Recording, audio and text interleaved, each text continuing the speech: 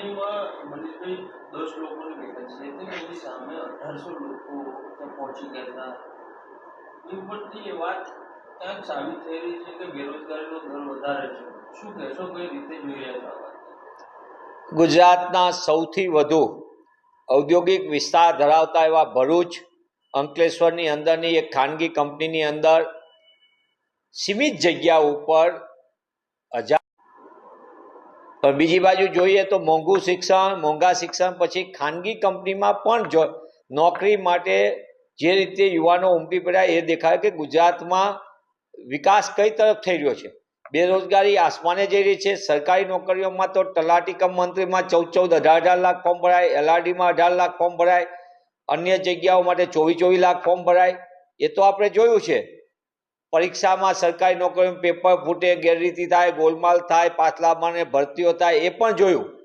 પણ ખાનગી કંપનીઓમાં જેમાં સરકાર વારંવાર દાવા કરે, વાઇબ્રન્ટ ગુજરાતના મોટા પાયે કરોડો રૂપિયાની ઇવેન્ટો થાય, અબજો રૂપિયાના મૂડીરોકાણ આવે અને લાખો રોજગારીની તકો સર્જાય છે એવા દાવા સરકાર કરી ચૂકી હોય, ત્યારે પાછલા વાઇબ્રન્ટના કુલ આંકડાઓનો સરવાળો કરીએ તો લાખો રોજગારીના આંકડાનો સરવાળો કરીએ તો ગુજરાતના દરેક પરિવારને માંથી 2 વ્યક્તિને નોકરી ઉપલબ્ધ થઈ શકે, દરેક પરિવારમાંથી. એની બદલે તો વાસ્તવિક કરતા તો ઘણું ચિત્ર ઉલટું દેખાઈ રહ્યું છે.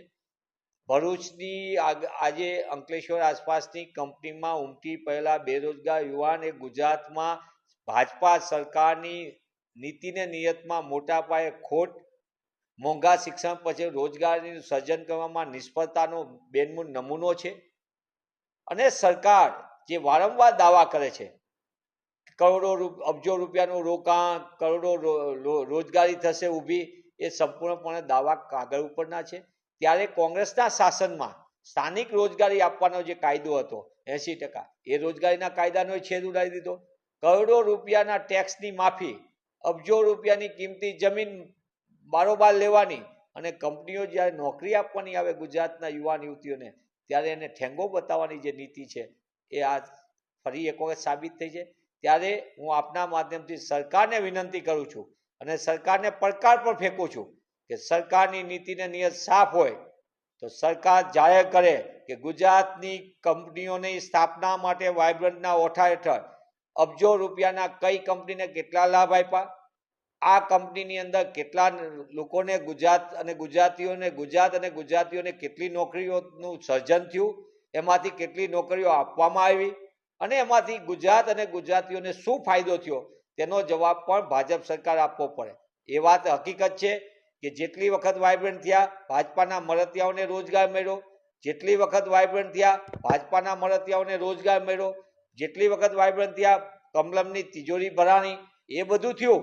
પણ ગુજરાત અને ગુજરાતીઓને શું લાભ થયો એનો હિસાબ ભાજપાએ આપવો જોઈએ.